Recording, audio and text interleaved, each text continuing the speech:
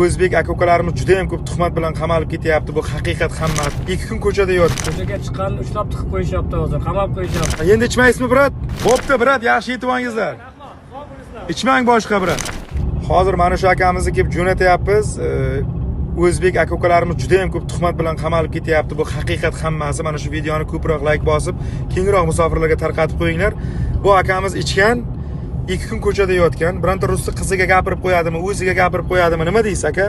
Shu to'g'ri. Hozir vaziyat juda yomon, chigallashib boryapti. Ko'chaga chiqqanni ushlab tiqib qo'yishyapti hozir, qamab qo'yishyapti. Dokument bo'lsa ham bo'lmasa ham.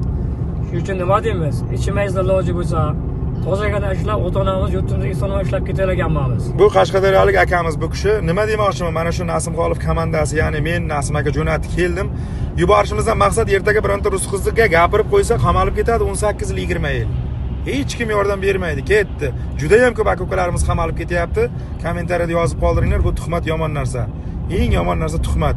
Ichkilik oqibati yaxshilikka olib kelmaydi, aka-ukalar. Mana Andijon, endi ichmaysizmi, brat? Boshqa Tavba qildim deng. Bo'pti, brat, yaxshi yetib olingizlar.